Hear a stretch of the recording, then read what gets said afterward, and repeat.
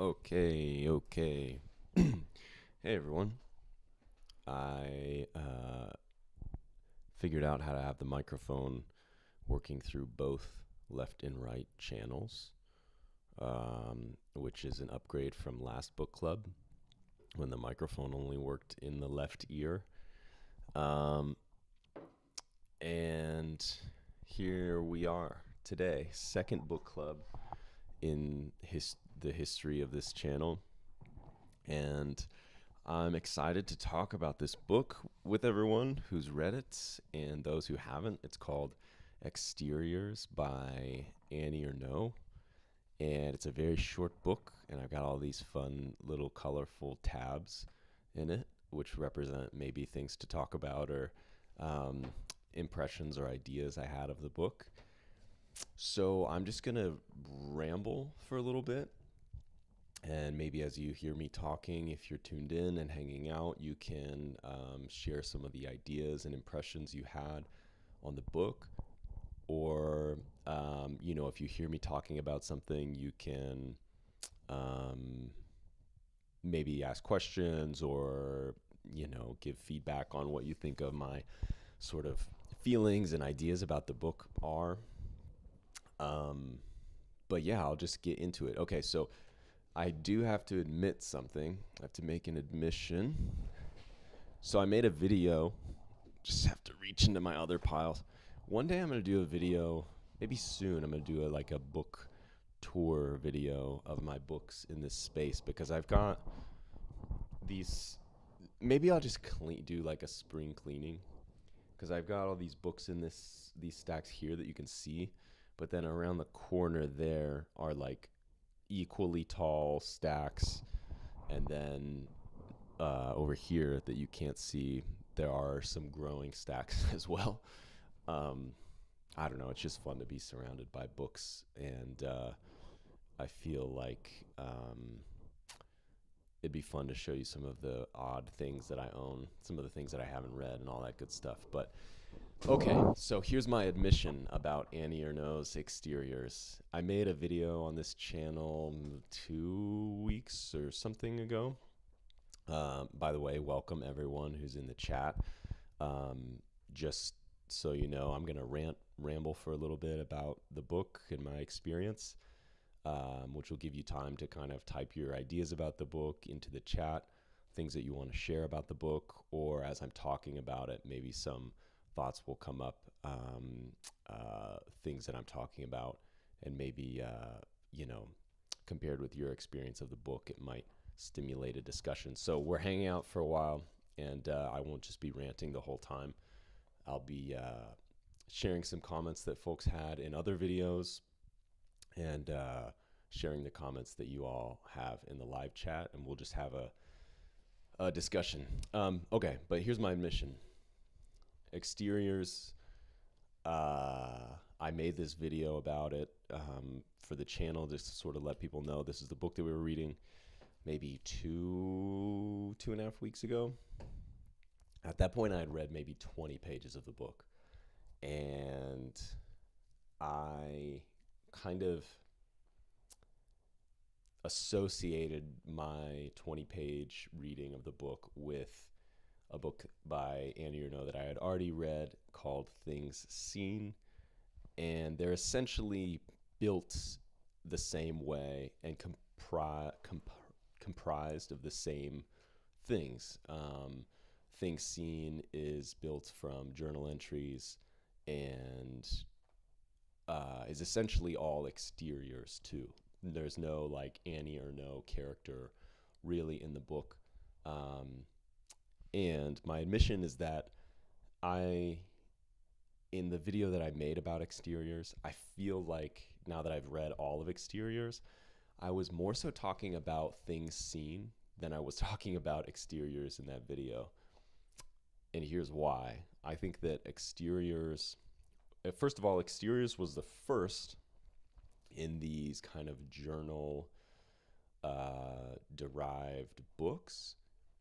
And I wondered why they were published, why books that were so similar in their like idea and their form and their creation were published so close together. Um, on the surface, if you have read Things Seen and you read 20 pages of exteriors, you start to think they're the same. But in reality, they kind of aren't. And my impression of exteriors once I got 2/3 halfway through was that uh, Things Seen was a little bit. I don't want to just say something simple like it was better, but I think the vision and the approach in exteriors. This is the first attempt by Annie Ernaux at doing this kind of only outside viewing and creating. I don't know if this was her intention was to create herself as a character, as a perceiver by only showing the external world. I don't think that was her approach at all. But I think that Things Seen is the second book that she published in this with this method, and I think it's executed a lot better. And what does that mean? I think that uh, Things Seen, I think she only mentions herself that I can remember 2 or 3 times. The word I appears 2 or 3 times. So she has restricted herself and the kind of perceptions that are allowed in Things Seen. She's restricted herself way, way, way, way, way more, which is surprising, than in exteriors. I know that this book club was not to read both books, but I'm just kind of sharing my experience of exteriors through the lens of already having read a very similar book by Ernaux. Um, and so I was like halfway, 2/3 through exteriors, which takes like 2 or 3 days to read. You know, it's really quick if you want it to be. And I felt like, man, I thought Things Seen was a little bit better, a little bit more. It had that kind of like density that I was talking about. And density, not in that like the ideas or the sentences are so complex, but they just contain a lot through their like the way the voice is constricted of what can be said. And exteriors didn't quite have that. There's a lot more references to Annie Ernaux herself, to the perceiver in the book. So it's also kind of cool to see like this is the beginning of this like formal exploration that she's doing exteriors, and it's still pretty successful to me. It's an interesting book, and then you know it's like the true eye of like a real artist who's after something. um, Here's something that was an attempt at this idea, and Things Seen was like um, the idea fully expressed, maybe. But anyway, that was my original impression, and I see we're gathering some comments in the chat. So I'm going to let them gather just a little bit longer and share some more ideas, and just maybe like an overall brief summary of exteriors. So those that read the book know that it's comprised mostly of these short little journal entries. I wouldn't say it's like a formal journal at all. It's or an informal journal at all. It's excerpted and highly edited and condensed moments, probably from a source material like a journal. And it's composed of a lot of things. So Annie Ernaux kind of grew up in a working class family, and from my vague and not great understanding of French society and culture, like especially at this time, like to be an intellectual kind of academic writer from a working class family, it just led Ernaux to have this way of seeing the social strata in France as kind of like a not an outside observer, but she could see the way these social classes interacted with each other or didn't interact with each other. And a lot of the book is composed um,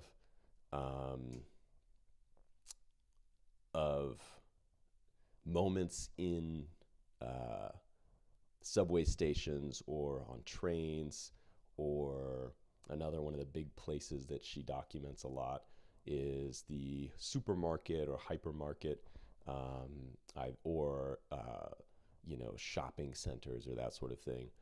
And it's also composed of her like in between Paris, the like city of antiquity and of art and of culture, the culture of France, and this like new suburb that she's been living in for a few years, which is all which is kind of like the ground of France just raised and re started in this kind of consumeristic model. Anyway, I feel like I'm rambling a little bit, but I guess I can share more of my impressions of like some of the formal things that she was doing in this book, and some that I really liked, some of the moments and scenes that I really liked, and some that I think she like got better at as she when she wrote things seen. But I'm gonna dive into the comments because I feel like that will help the discussion more than me just rambling. So, turning the table is here. Hello, Connor. Turning the tables. Hi, Aslanaz is here. Hello again. Jess is here. Mal is here. Just found this channel. Still want to sit in. Awesome. Okay, so Aslanez says maybe she wasn't intending to publish the excerpts from journals when she was writing them, but after a while she noticed she was writing a lot about exteriors, so that's why she compiled them later.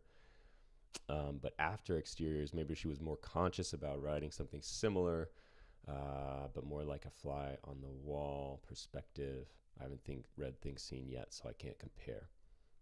By the way, as a photographer, this book was kind of mirroring how I observed the external world without noticing. I even felt like she was describing some photos rather than live events. That's cool. Cool. And then Jess says that Ernaux has a book called The Use of Photography, about her and a man she was having an affair with, using photos they took during that period to reflect on it. Really cool. Yeah, I think that Ernaux has this way of like photographing moments. And she's also talking a lot about like, especially when she is talking about, she'll show like a homeless person, or someone who is like in the dregs and not accepted in this society, alongside or moving in the same spaces with people that are sort of excelling, in French society and have all this affluency and money.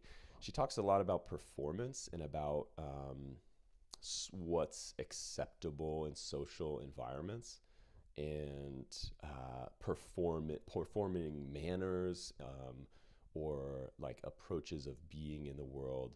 And there's a couple sections where there's like groups of affluent people demonstrating their affluence in this way that I think Ernaux is like kind of amazed and trying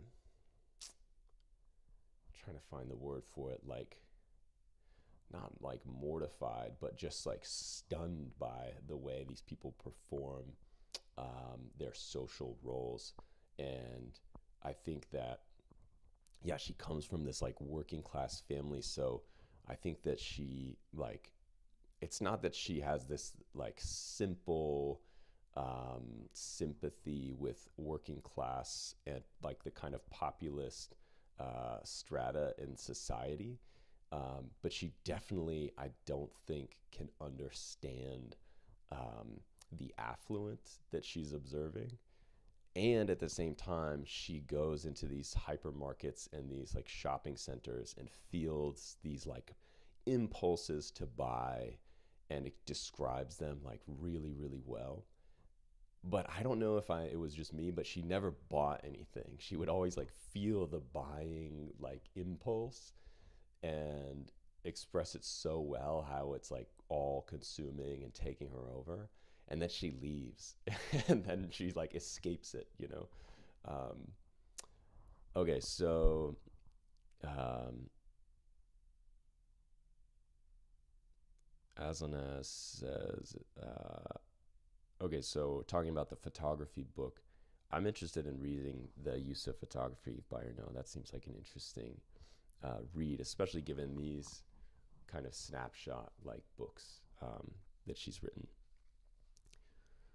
Um, Kimmy says one of the main takeaways that hit me like a ton of bricks is her writing tone felt reminiscent of Naked Lunch by William S. Burroughs. Confession, haven't read Burroughs or Naked Lunch. The kind of that's like what do you call that? That was kind of like early psychedelic writer. Uh, um, when I think of Burroughs, I think of who's the other guy? Vonnegut, and like what's the one book? Dharma bums, that kind of stuff. I never got into that stuff, and so I'm interested in how their tone is similar. So if you can share more about that, just because I don't know much about Burroughs or um, that kind of era in writing. Um, all right, so one thing I wanted to share about this book, just about the form of these excerpts that she has. uh, I noticed that. Okay, so typically she paints a scene, right? Very brief, these like snapshots. It's a good way of talking about it. And what I realized is that about halfway through, I realized that she paints a snapshot and then gives this kind of summation of what she sees and how that reflects some sort of idea she's having, or like represents an idea that she's having, um, which doesn't occur that much in things seen. So the things seen method is to take a snapshot like she's doing, but not have this kind of like aphorism or summation that leads to some idea, or leads to some abstraction from the scene and how it represents an idea. So let me find one that I have an example that doesn't do that, which I feel like she leaned a lot more into in exteriors. Um, and then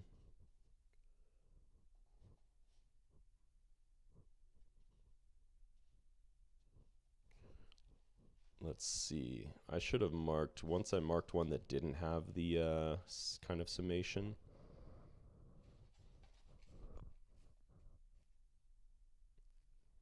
And I want to find a good example, but we'll see if I can. And then I also realized after I found it, she did it less and less towards the end of the book, which is also a nod to what Aslanaz was saying, that she is like maybe writing these journals at the beginning as just journals, and then realizing there was something there and editing towards the sections that she had that displayed this kind of, or that used this kind of perspective, this of looking on the outside world only and not doing this internal reflection. So maybe the beginning of the book had more of these snapshots she took along with the kind of summation or this abstraction from the snapshot that had her idea encompassing it. And I just want to find a example of that.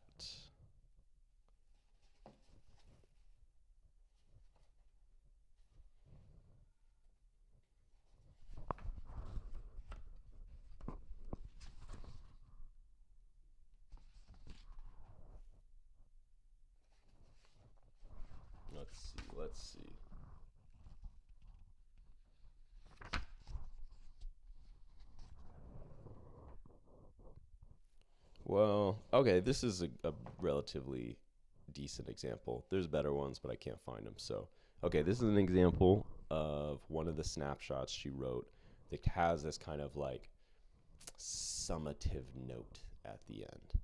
And then I'll read another one that doesn't have any concept or abstraction at the end, but just is the scene itself. And then we can talk about some ideas I had about that. So this is page 26. And it says, a free sheet with classifieds is slipped into my mailbox every week. Professor, solo drama, the great Marabout, is among us at last. He offers to solve all of our problems: unhappy love life, loss of affection, adultery, spells, poor academic results, bad sporting performances, departure of the loved one. If you want to be happy, don't waste any time. Come and see me. Quick, professional service, results guaranteed. 131B Avenue de Clichy, third floor, right-hand door. The photograph in the box shows a good-looking African. In a few lines, a panorama of man's desires, a narrative written in third person, then in the first. A character with a mysterious identity, a sage, maybe a magician, whose name conjures up poetry and drama, two modes of writing, relying on psychology and marketing, respectively, a sample of fiction. All right, so not quite a scene. She's reading from, the classified ad and then sharing her thoughts on the ad. But this whole like taking this classified and then talking about how this is a sample of fiction is a small example, the one I could find, of how she like takes a scene or a moment, a snapshot, and then is doing this kind of summation or letting us know the idea behind why she's including it. And then here on page 56, or sorry, 59, she is just showing the scene. No abstraction, no idea, just the bare scene itself. Page 59. No one talks on the crowded 7 o'clock morning train to Paris except maybe a few drowsy passengers. In a sleepy voice, one woman tells the woman opposite her about the dead fish she found in her aquarium. I stirred the water in the tank, but it didn't move. Then, when I saw it float to the surface, I said to myself, oh well, that's it. A little later, recalling the same incident, she repeats, so I said to myself, oh well, that's it. While she is speaking, another woman near the window is listening to her, staring at her intently. The lights were yellow, people were suffocating in their winter coats. The windows of the train were covered in steam. That's an example of a scene in itself. No reflection, no commentary, no summation, no idea or aphorism. And I think my first example was not so great. There's more of them. As I was reading, I found kind of the back half of this idea before I found the first half. But in things seen, there's a lot less of the like summative kind of notes. And I feel like what she's doing towards the end of this book is trusting a little bit more in the snapshots in and of themselves without this perceiver and this thinker demonstrating their significance and the concepts behind these scenes. So in the beginning of the book, there's a lot more of that kind of like summative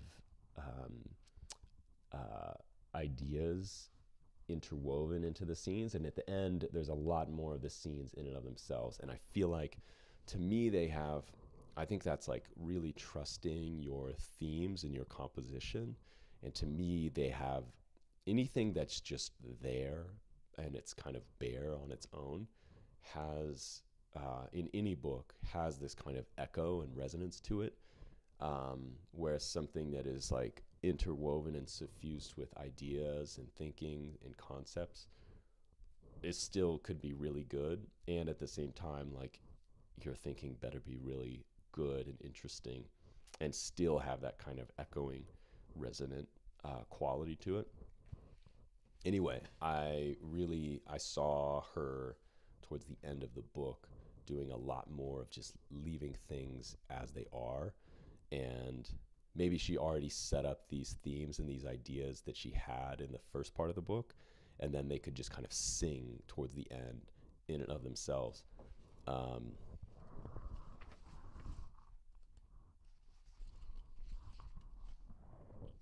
Here's an example of the kind of like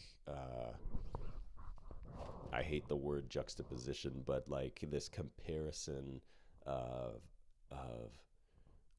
um, society, French, the strata of like French society, or just society in and of itself, um, and the like ideal of society as seen through like the affluent vision, or the way society wants to see itself, versus like just being in the RER, being in the subway station, and like um, the experience of society or culture itself, society itself.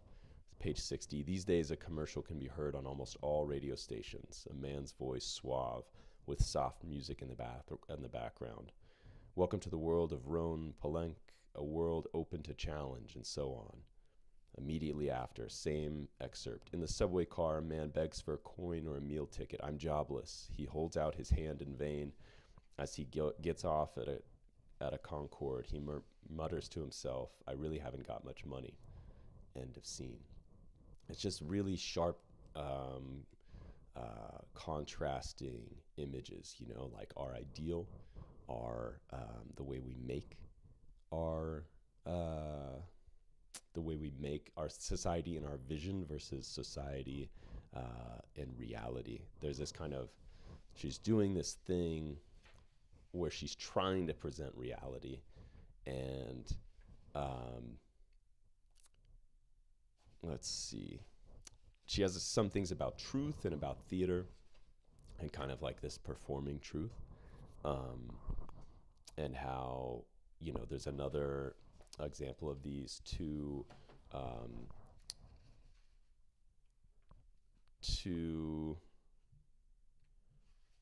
people they get on the train that are, yeah, here we go. Is this it? No, this is not it. Two people that are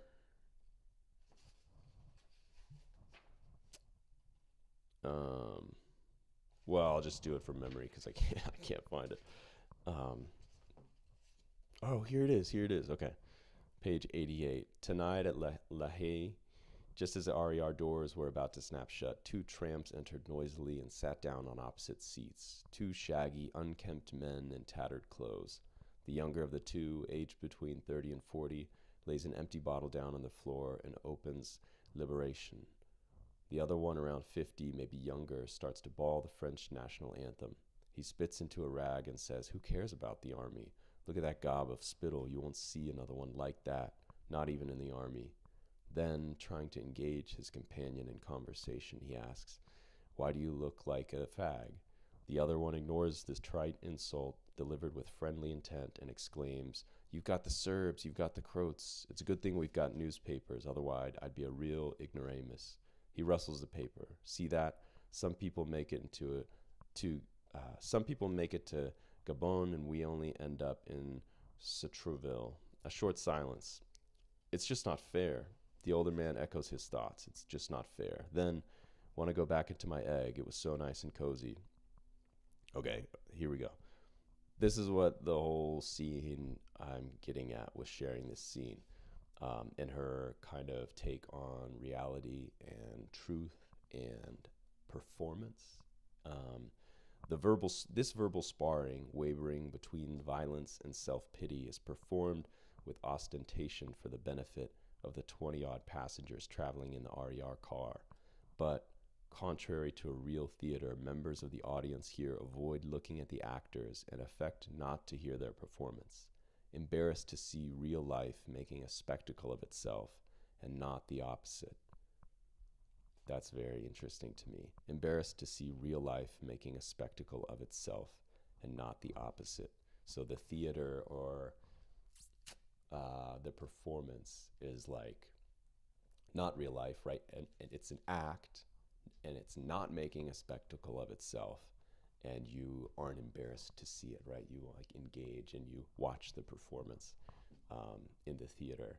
But real life, these two men in the car, in the RER car, and the passengers are embarrassed to see real life making a spectacle of itself and not the opposite.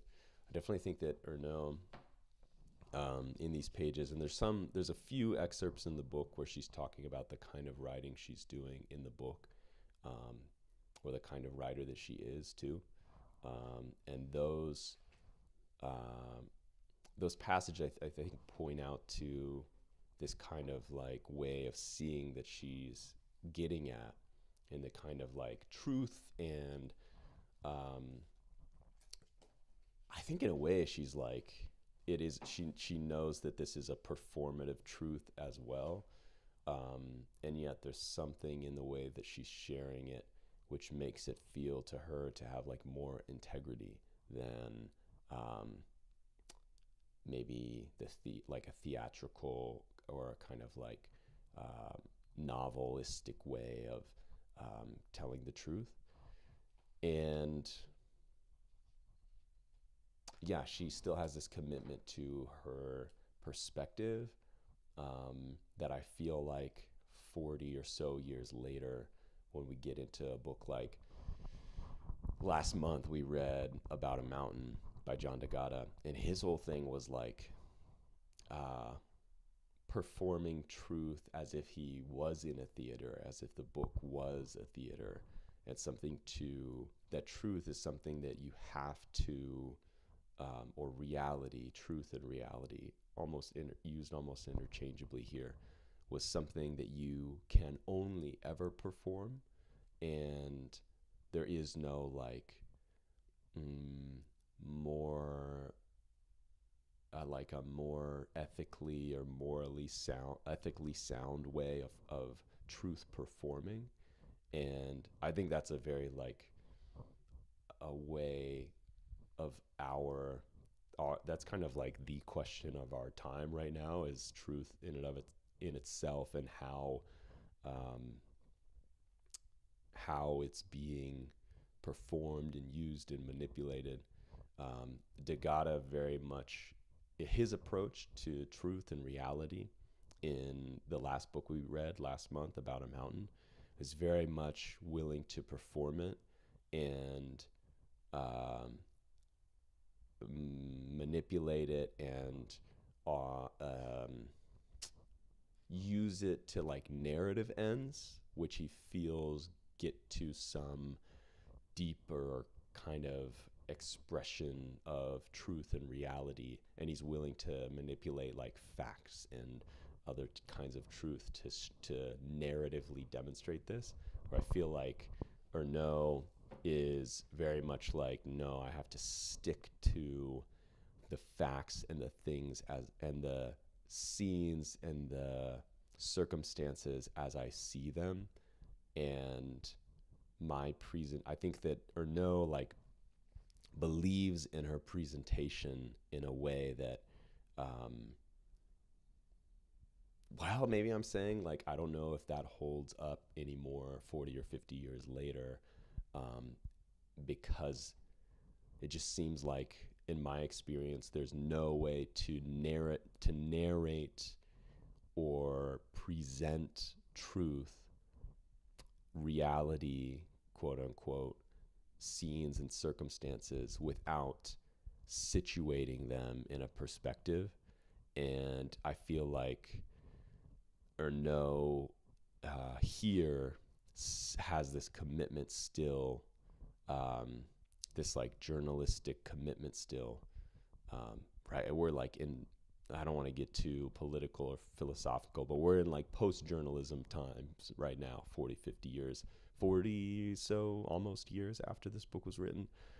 Ernaux has this commitment to reality and to the truth and to presenting it in a way that I feel like in our last book in D'Agata, he didn't have. And it's just interesting to notice those, the way that maybe the presentation or the like narrative, or the narration or making into narrative truth and reality has changed and is being approached by, I think, with two writers with like an intense, extreme amount of integrity and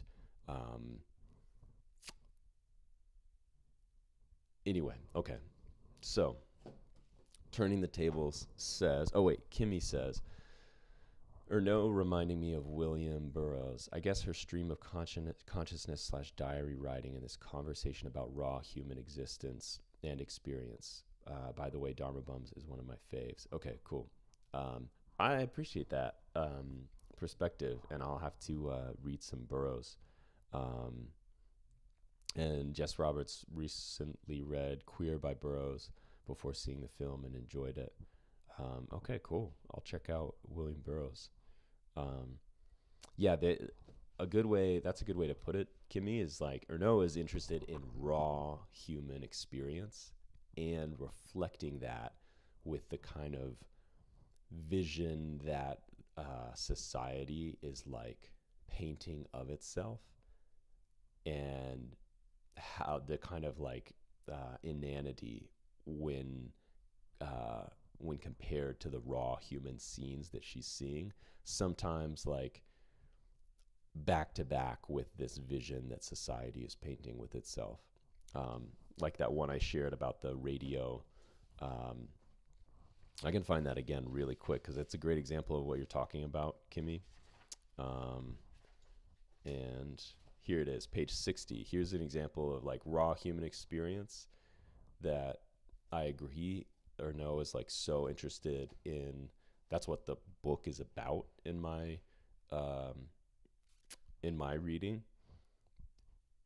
Situated in a moment or jutted up like right next, paired with a scene that is like this way that society wants itself to be. These days, a commercial can be heard on almost all radio stations. A man's voice suave with soft music in the background. Welcome to the world of Roan Palenque, a world open to challenge, and so on. In the subway car, a man begs for a coin or a meal ticket. I'm jobless. He holds out his hand in vain. As he gets off at Concord, he mutters to himself, I really haven't got much money. Very cool. Very, very interesting juxtaposition that she's making. So Kimmy, I appreciate your take. And then Turning the Tables says she's very good at capturing fleeting moments without any added commentary. For me personally, it feels like some of the snapshot are strong enough themselves to speak without any added commentary. 100%. I agree with that too. And I think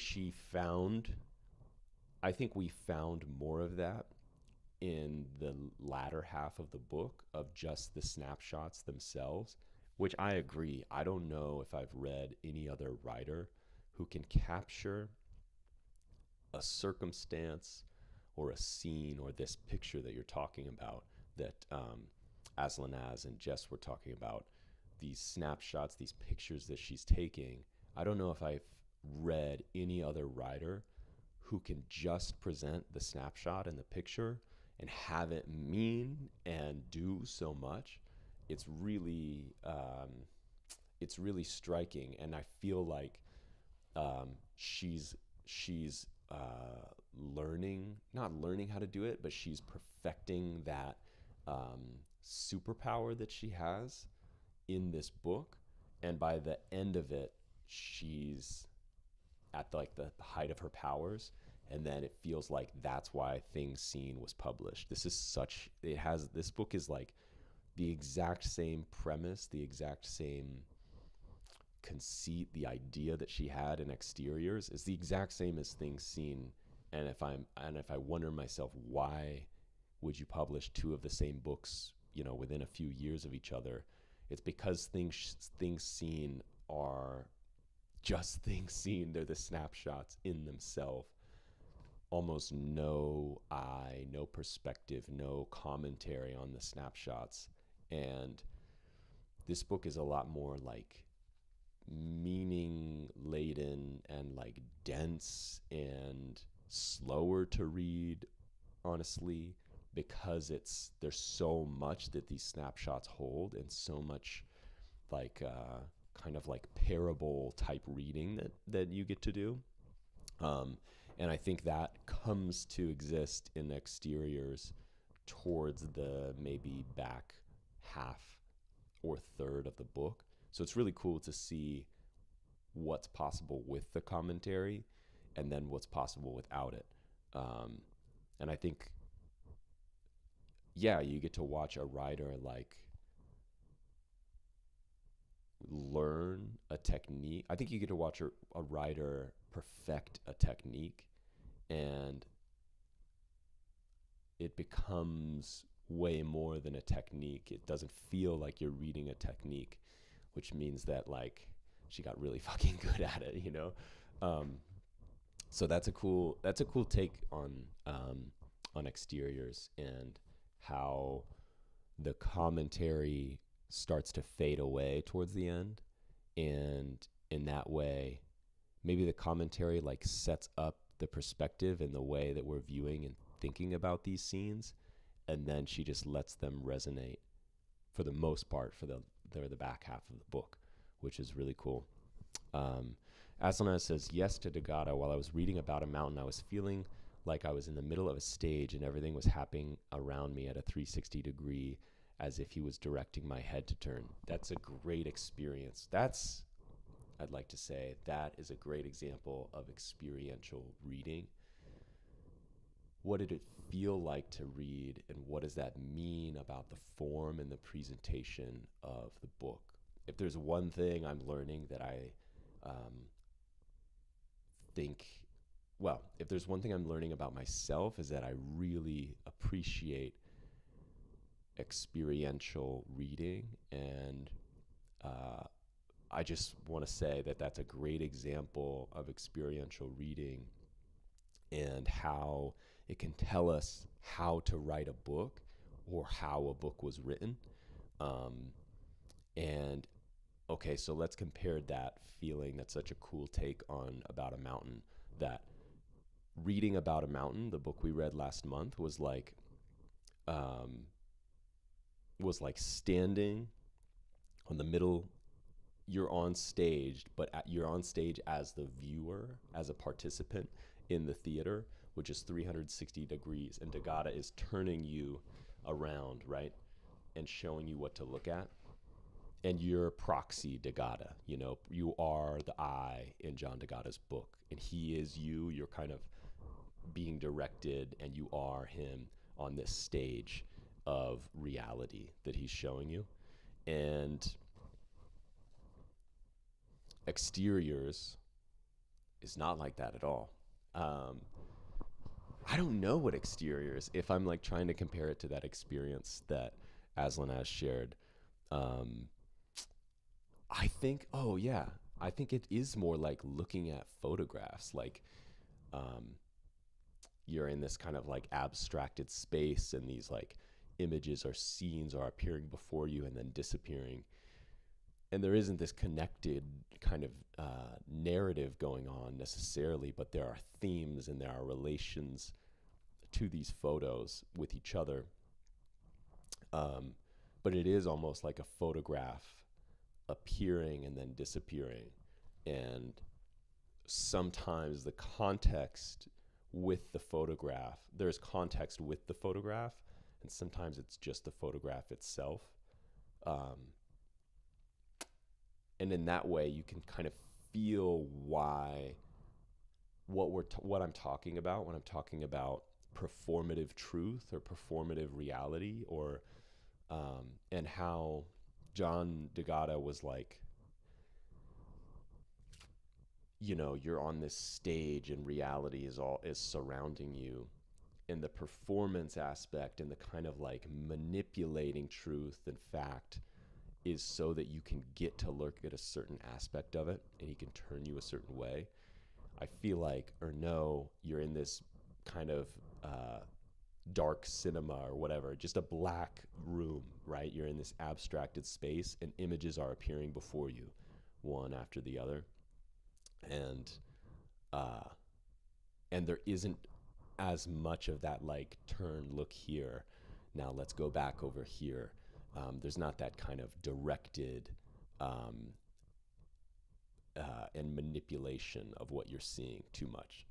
Um, there is at sometimes where exteriors shines the most for me is when it's just the images themselves and they're just like raw and devastating, or they have this resonant quality and they feel like there's something there, and you kind of like something is happening below the surface as you're reading just the images and scenes themselves and not the commentary on them.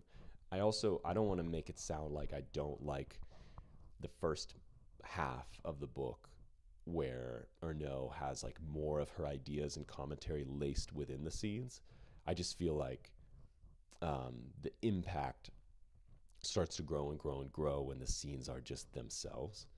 Um, but we got a whole lot more comments that I want to look at. Jess Roberts says, I will always push for the years by Ernaux because it takes this kind of observational quality of hers, applies it to a greater historical context, and ties it in with the events of her own life. It's all of her skills embodied in one novel. And she differentiates the different decades / periods of her life through photographs, but she never shows them, just describes them. It's so cool. That kind of happens in the years as well. Well, okay, I think these are separate comments. That's really cool. I think I have to read the years. I like these books. I like the idea of these books because they don't have like narrative and like traditional novel, the like impulse of a traditional novel, or not even traditional, but just like a narrative, fictionalized or autobiographical kind of novel presentation. But I feel like that's what Ernaux wants to do with them in some ways. And so I'm really interested in reading the years. I think I will have to read the years and report back that experience, because I know that these are not the books that she's like known for. You know, why she like won the Nobel Prize are not because of these books. These are kind of like minor pieces in her oeuvre. Um, so to read the years, I think after having read these though would be really cool, because I can see like the heart of the writer and the intent of the writer and see it grow, you know, from exteriors to things seen. And the skill that I'm most her like superpower in these books that I'm most amazed with is that ability to present a picture so clearly. Um, uh, yeah, it's just like uncanny. And I also just want to say I'm going through the comments too, and we've got a lot more to go through. Um, but there's some scenes in this book that remind me of like Gotham City kind of vibe.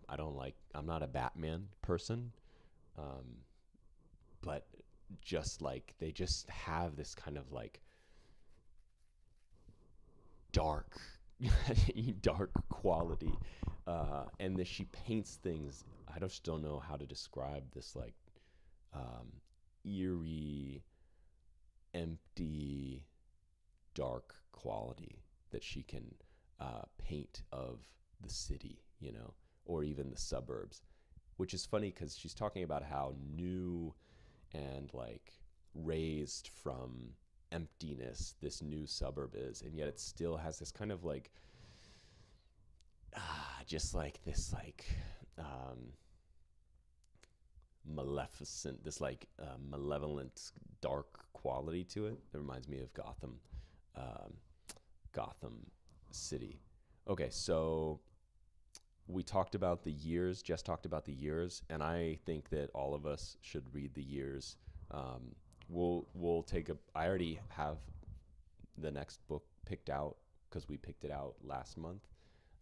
But maybe in several months we can read the years together. That would be, I think, a good idea for the book club. Um, okay, and I think this next comment from Jess is like regarding. Well, let's just see what it says, and then I can see what it was in reference to. That kind of happens in the years as well. It gets to a point in the autobiography where she begins to describe how she's trying to figure out how to write the book you're currently reading. Oh, okay, yeah, that's cool. There was some comments in exteriors about the restraints and the some of the like qualities of the writing she's doing as she's noticing it. I really appreciate that. I call it like leaving some of the scaffolding up of um, of novel writing and writing itself. I think for me, I think all readers like are writers. The act of reading is some like portion of writing itself. And when you get some of the construction of the book and how it relates to the way it's presented and the way it reads, there's something like just ultimately satisfying about that, that you're like, that it's almost like you're writing it because you get to know how and why the way it's written is making it the way it is. There's this like just like this deeply satisfying way when some of that scaffolding is left up. And to do it in a novel, like Jess is talking about, like the years, is really, really cool, really special. Um, to be honest, I wanted to try describing some photographs I took before as a writing practice after exteriors because I was more of a visual thinker, so trying to put words for visuals is challenging to me. This is a great pursuit, and a lot of really cool books that I like are doing a similar thing. I remember I was really into Don DeLillo maybe like 6 years ago, and I'm pretty sure I can't remember which book it was, but he started the book. The whole kind of starting point of this book was him describing a photograph, and then a whole world and novel kind of developed after that. Um, Even more cool to me, at least now where I'm at in my reading and writing life. As you know, I have an enemy in W.G. Sebald, but you can really tell in Sebald's books, almost all the ones I've seen, maybe, no, I'm pretty sure most of his books have photographs in them. And you can just tell how the photographs propel his own writing. And he's got this amazing way of using photographs. Not, I don't know. You're seeing the photographs on the page in the totally,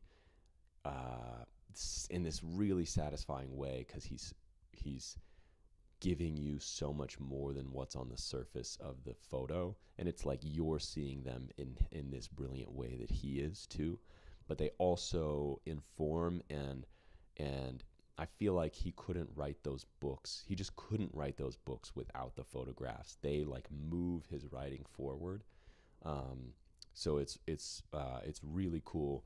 um, I have read Austerlitz by Sebald, which is like one of his later um, books. And then I've also read most of his books, and this is the stuff that I really like, is like they're nonfiction-ish, maybe essay, kind of novel, a little bit.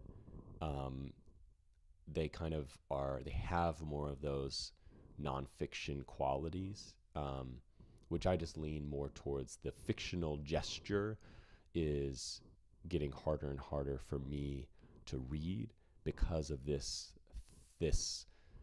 what we're talking about of like performative truth and manipulating fact. And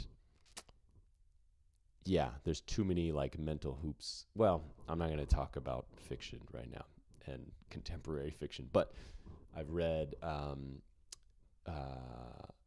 the brief history on the natural history of destruction and Austerlitz by Sebald. And then I have The Rings of Saturn, which is the most popular one, and then The Immigrants, and then I also have Vertigo, um, all of which I like flip through and will read eventually. I'm still in like this protracted Sebald phase, um, and we have this uh, interesting relationship with each other. Um, okay, so as I said, okay, describing photographs, that's what we talked about. Exteriors was like looking at a photography book, but it's like a mundane or daily life themed, yeah.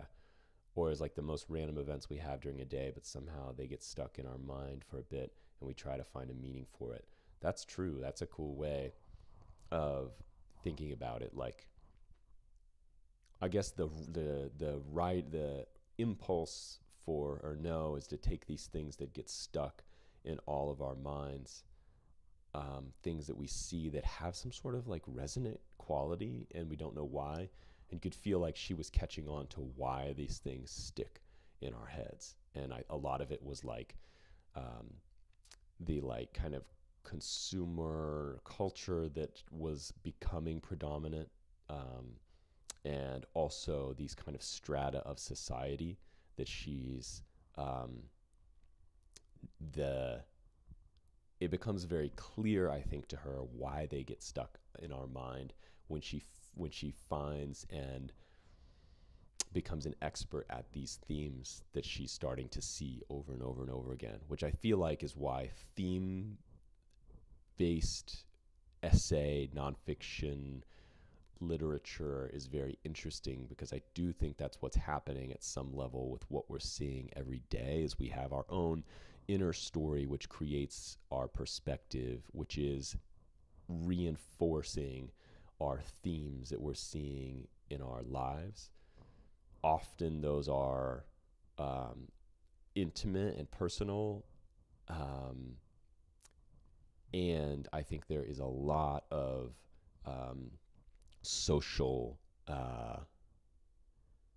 influence too on the way we're seeing and the themes that we're um, categorize. Themes are like containers for the things that happen in our lives.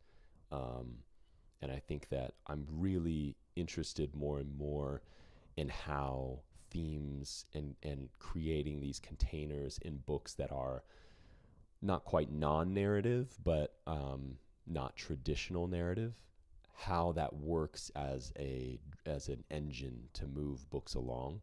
It's just so cool. And all of the best writers I read, maybe this is a theme that I'm creating now for myself, but all the best writers I read are doing something like that. Like Annie Ernaux, Sebald, Naipaul, even Nausgaard, Peter Handke kind of does different. He's in a whole different world. We should read some Peter Handke together. I'm kind of out of my Peter Handke phase, but he's funny. Some of his books are like, anyway. But that's why I really like these books that aren't traditional narrative, work differently, is because I feel like they have some closer parallel to lived experience than um, a book of fiction or um, something that's like follows like story arcs and structures.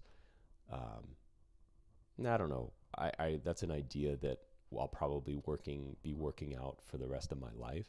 Um, but there's something about like being like an avid and like addicted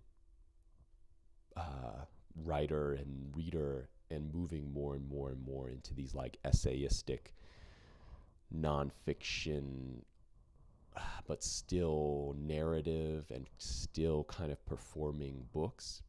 They take this like the seed of fiction, which uh, seems quite hard to.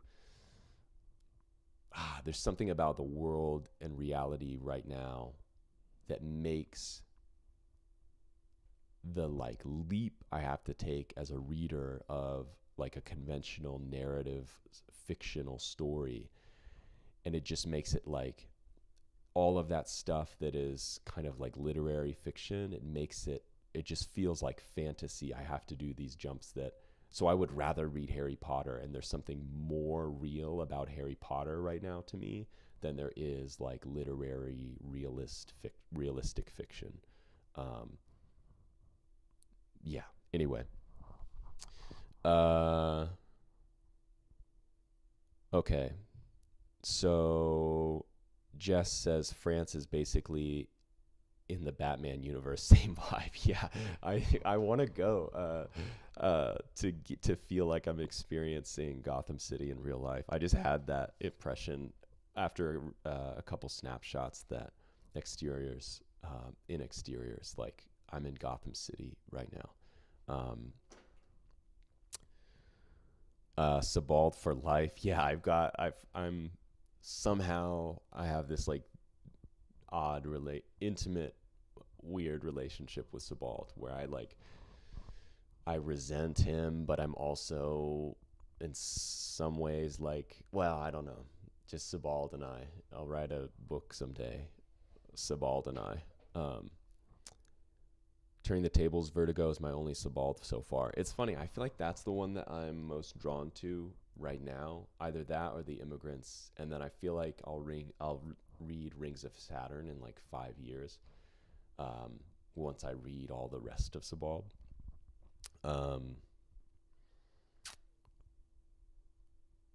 Let's see. Azanaz. I remember she had one with a cashier and a dissatisfied customer complaining to the manager. For example, I had almost the same experience myself this summer, and I remembered it like a deja vu. Yeah, I remember that. Actually, that scene stuck out to me. That scene stuck out to me as this performance that this person was giving of kind of being righteous, you know, upset that this cashier had made this mistake. That was a lot of what she showed in exteriors were these like performances that we're doing, performative manners, performative affluence, you know,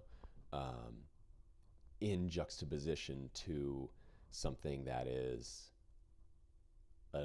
either a totally different performance or not a performance at all in the way she sees it. Like the cashier in that scene is totally mute and is like having this like kind of raw experience that we talked about, while the indignant customer is performing her indignation and her affluence. So that's another kind of theme of the book. As why do I remember that even though the event was not related to me at all? I was just there to witness. Somehow they get stuck in the mind. Yeah, that's cool. Turning the Tables. What's the best starting place for Peter Handke? I have not dove into any of his work. It's okay. Connor wouldn't admit it, but he listens to Harry Potter before bed. Yes. Harry Potter, next book club, pick confirmed. Jess, what do you mean? I admit that to everyone. I fall asleep to the Harry Potter audiobooks every night. Let's go. I have been reading Harry Potter pretty much every night. I just had to think to myself if I was going to admit this or not, but why not? I've been reading Anna Karenina at night before bed or Harry Potter before bed. And I'll try to read a little bit aloud to myself or just out loud in general because it helps me.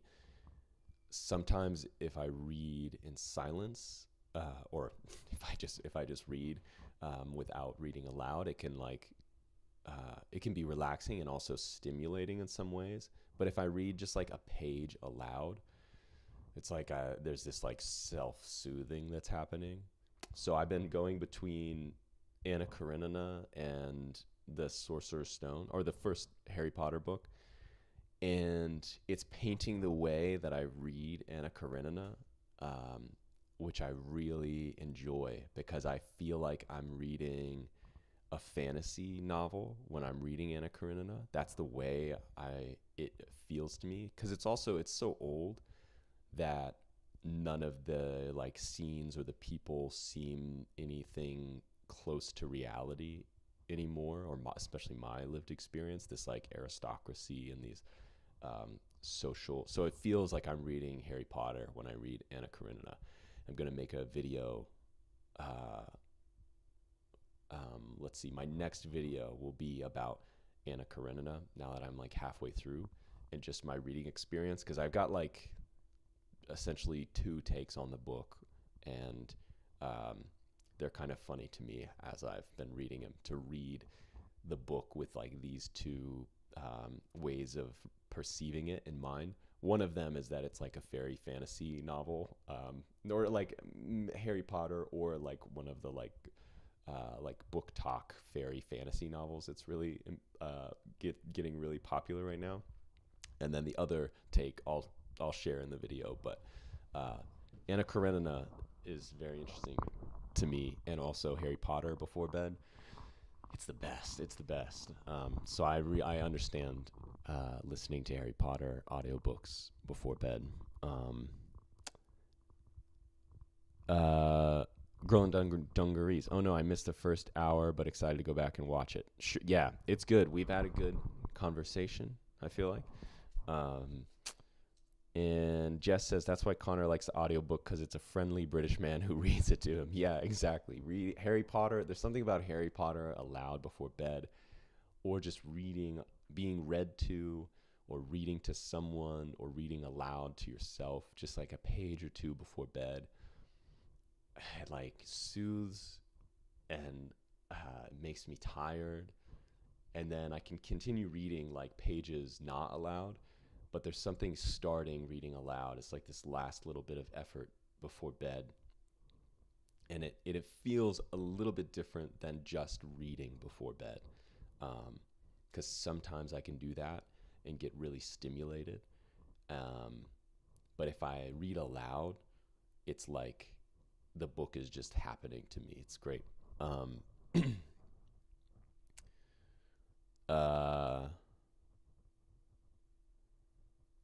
That's okay. So Girl in Dungarees said missed the first hour, but decided to go back and watch it. As a few months ago, I was reading Alice's Adventures in Wonderland before bed, and oh my, I had vivid dreams during that period. Yeah, the dream, I feel like I've had some Hogwarts as like the Russian aristocracy of the 19th century dreams happening recently, and they're awesome. They're really good. Jess says, Anna Karenina is so good. I spent all of the summer 2023 reading it. I'm excited to hear your thoughts. I love Anna Karenina, and I love reading it in the way that I've been reading it. I feel like books like this, Exteriors, a lot of my reading is as if I'm writing it. I'm trying to figure out how the book works, and thinking, not so much for like craft moves like you would do in a creative writing like craft study course, but like, how does the book go forward? What's the engine that makes the book go? Because having written a few novels, and having failed at writing a few novels, I feel like, if creative writing classes can kind of, the idea is that they like teach the short story. I don't know if there's well, I have a lot to say about like creative writing and that kind of thing in general classes, but it's very hard to teach how to write a novel. It's just very hard, especially if you're trying to do it without a formula, in the more like literary sense, and that you like find something form wise that you feels new, or feels like perfecting some technique or some formal aspect that you're really interested in, and making that run the book. I feel like the only way to do that is you have to write novels. And it seems so clear when you're reading what makes a novel work. But then when you write them, my experience when I've written a few now novels, to completion and seeing how they don't work, it just makes me obsessed, not so much with like the craft reading as a writer kind of writing, but this like how does this work, what's the engine here. And then my whole artistic impulse is finding the most like unconventional and the engine with the most like integrity, to that the story, the content, and the subject dictates how this needs to be told, and what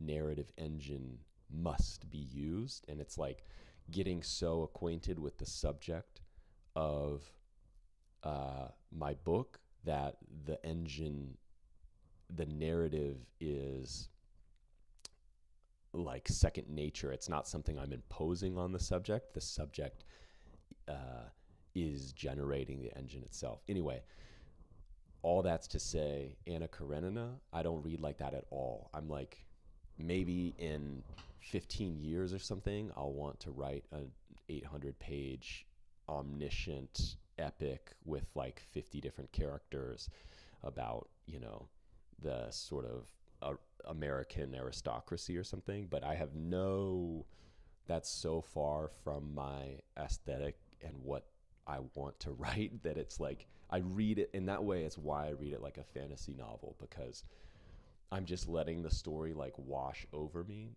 and I'm having all these like funny thoughts, and I'm relating to the characters in ways that like I just don't when I'm reading a book that I feel like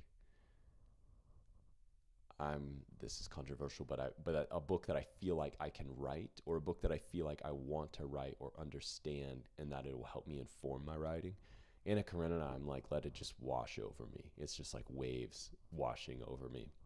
And so it's a really satisfying way to read for me, especially to read like one of the like great European novels. It's funny and really fun to read it like Harry Potter, you know? I'm not analyzing how J.K. Rowling did like all the things she did to make Harry Potter such a good book. And it is, I'm only on book 1, but Harry Potter is really good. Anyway, that's my take on Anna Karenina, but I have many more takes on Anna Karenina, or just basically one more essential take that I feel like is interesting. So Jess read Anna Karenina in 2023. Oh, I also just want to say I'm reading it way faster than I thought I would. I'm like halfway through. I think I started it a month ago, and I feel like I'm not spending that much time on it, but for some reason I just get like in these cycles of like addiction to it.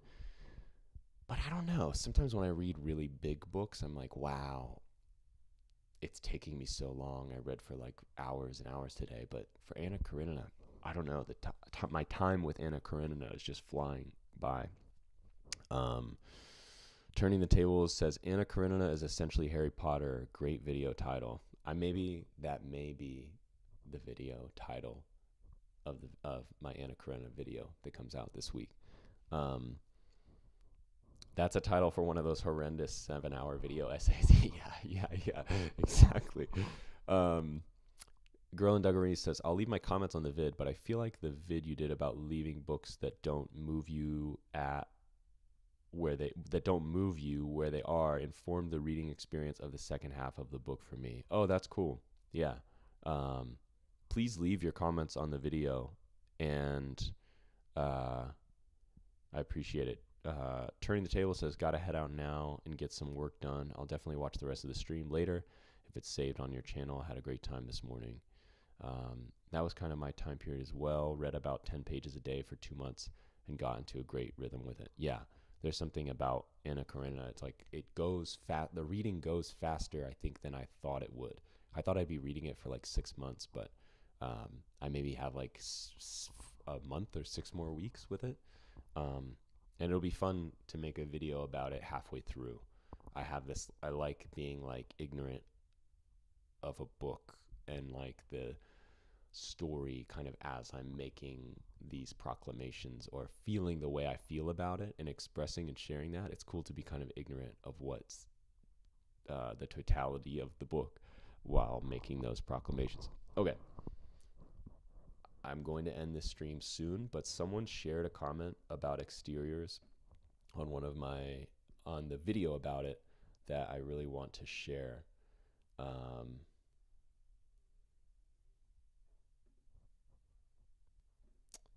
Because the commenter didn't like the book, and I thought it was a great comment. And also, I want people to not like the books, and I want to share. I just have had this experience with. I won't share the book yet. I'll probably make a video about it. But there was this book I was reading with a group of people. We were all reading it deeply, and it had the book just represents to me all that I don't like about, well, not all.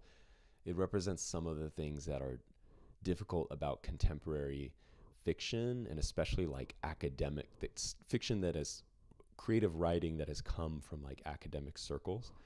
And that book also made me cry.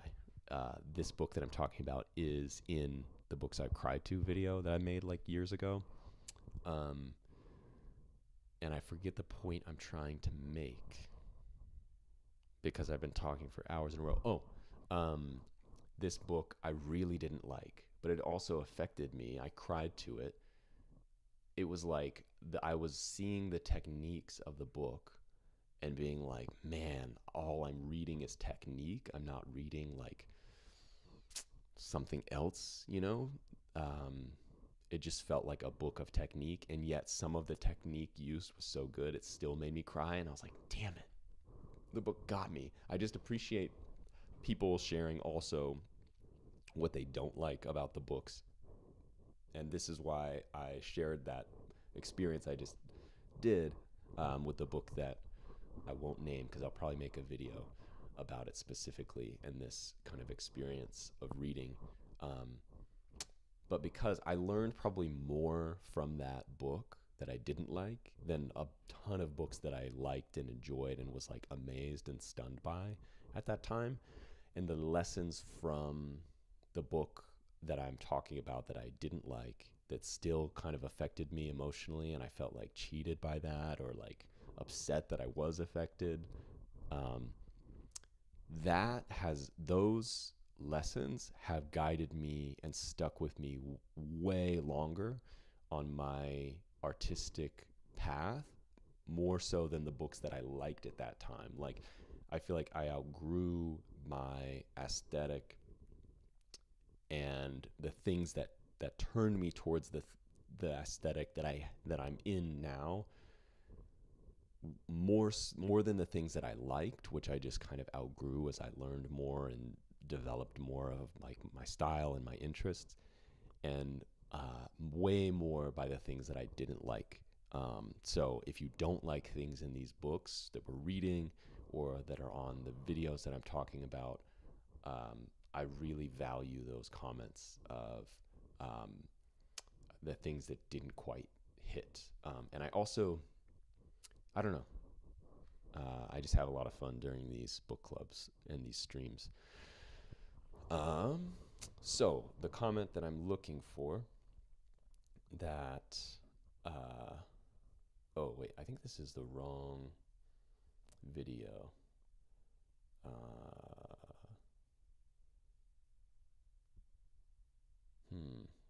Trying to remember where this comment exists. Because, and I also told this person that I would include it in the discussion. Okay. Faraday-9. I didn't like exteriors, but I don't know if it's my intuition or I just can't bear getting bored. And then I asked them why they didn't like it. I didn't like the book because for me it was too objective and lacked a personal touch from the writer. I understand that it wasn't a character-driven novel, but rather a daily journal, but I still believe literature should always evoke emotions, art in general, And I'm not sure how a detached observation of mundane day-to-day life can do that. I mean, when I heard it was a journal, I expected something deeply personal, so I started reading with that mindset and ended up a bit disappointed. Maybe I should have approached it without expectations and let it surprise me. Maybe next book. Maybe there was some personal element in the way Ernaux chose what to focus on, what scenes on the RER to write about, but beyond that, I couldn't sense much of the author herself in the book. I wanted to feel more of her presence, her perspective. But one thing that the book did for me was to remind me just how low my tolerance to boredom is. It took me a week to finish this teeny tiny book. Yeah, I just appreciate that perspective. It was not my reading experience at all. It's funny because I like Faraday uh, uh, shared how this book like didn't have that much of Ernaux in perspective. But I was like, wow, this book has way more Ernaux and perspective and commentary and idea and presentation than Things Seen, which has like none. And I kind of read exteriors hoping it would be Things Seen, and was like, wow, this has so much more um, character in it. This has so much more like narrator and presenter and composer in it than Things Seen does. So we had a different reading experience. Also, I love uh, this book. To me, is like not boring at all. I just love books that any book that has this integrity and is doing something narratively that isn't uh, I keep saying convention, but what does that even mean? But that has its impulse to be of like the subject is creating the form or the approach, the narrative. I don't know what I'm kind of losing my uh, energy here, being honest. But I really appreciated Faraday's experience of reading this, not liking it, being bored, and their expectations, and how exteriors didn't really meet their expectations. Um, so let's look at the comments one last time, and I am going to start to say goodbye here pretty soon, but I want to see if any other folks are here or are sharing.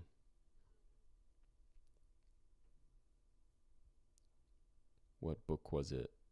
Oh, what book was I? Jess asked what book that I kind of despised, but I cried to also, that has also informed my writing a lot.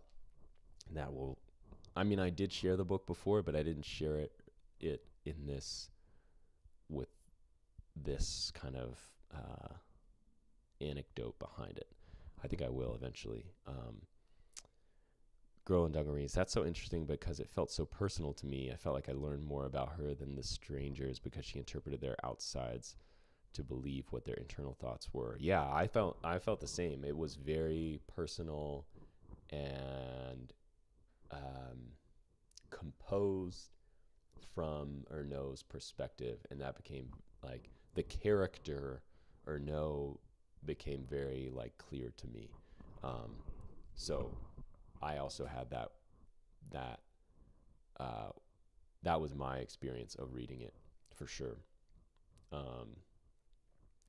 Let's see what else. Aslanez says, I feel like whoever likes doing people watching would like exteriors. Yeah, sometimes I go to crowded places just to look at people. I agree. I was at this like event in the other day, and it just had like my being there and why I was there and the whole situation just had this like perfect people watching quality where it wasn't weird for me to just be standing and observing. Like that was kind of acceptable in my role at this event. And it was so satisfying. I was just so happy to like do the little few things that I had to do, but mostly just stand around and get to watch people. And that was allowed. It was the best. But I've been talking for an hour and a half straight, and everyone's been commenting, and these book clubs are so fun. This is the second one, um, and I really, uh, yeah, I just appreciate everyone that feels compelled to read the books. It's just awesome that there's some folks that like uh, want to read books together, and yeah, eventually the format will be a little bit better where we can all share together. But I have this kind of ethos of doing like one little thing to the to this YouTube channel at a time. Um, and I'm not quite yet to the point where like hosting this book club in a different way is one of the one things I'm doing at a time for this channel. But it'll get there, and it'll just continue to get more interactive. Um, and the format now is like still fun and just like good enough. But it'll get I don't want to say better, but it'll get more interactive um, for everyone else that's participating too.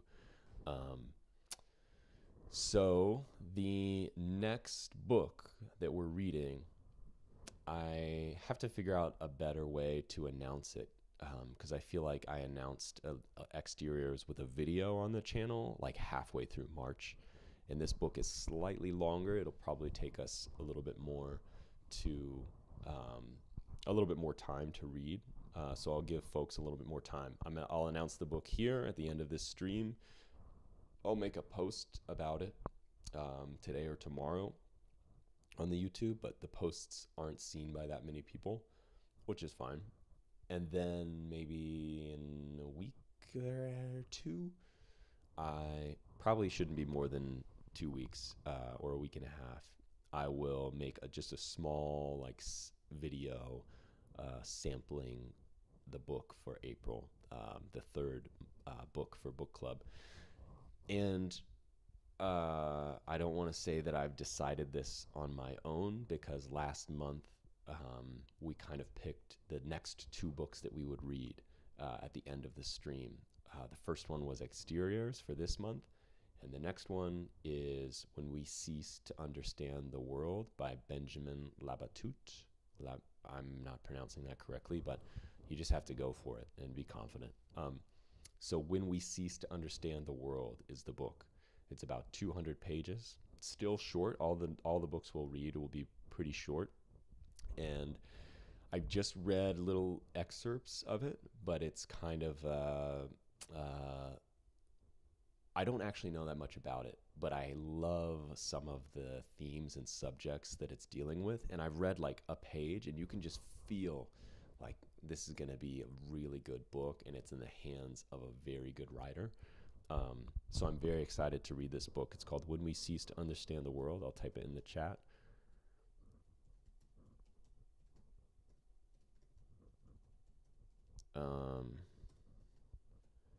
And that's our book for next month. So for the folks that joined in the book club this month that maybe didn't read Exteriors but want to participate, When We Cease to Understand the World, we're reading at this month. And the book club is a loose kind of ephemeral club. Basically, we have these live streams at the end of every month. So end of April, we'll have a live stream together. We can all hang out, talk about the book. And other than that, there's just, I think when I originally came up with the idea, I thought I would post like a video reading at the start of the month, and then a video halfway through the month, and then the book club. But I think one video is sufficient for the book club before we get to the live stream. So maybe in like a week or 10 days, I'll post a short 5 to 7 minute video about When We Cease to Understand the World that maybe will be just a few pages into reading it. Maybe we'll be like a little less than halfway. And so folks that can't join the live stream can add their comments about the book in there. and we can use them in the live stream in our conversation. But yeah, that's the kind of form and the shape of book club right now.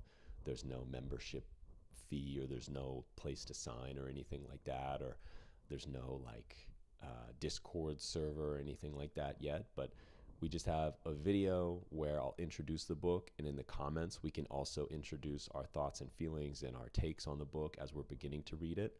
And then we have the live stream at the end of the month where we can comment, and folks can comment. People have been hanging out in the chat and talking about the book, but also if you watch this after the fact, you can comment in the comment section what your thoughts and takes on the book were. But that's it. I am really grateful for everyone for hanging out and reading the book and talking about the book. This is probably the most exciting, one of the most exciting and like stimulating parts of hosting this YouTube channel, is that we get to like hang out and read books together, talk about books that we're interested in. So When We Cease to Understand the World is our book for April, and I will see everyone in a month to talk about that book. And thanks again for hanging out. Bye.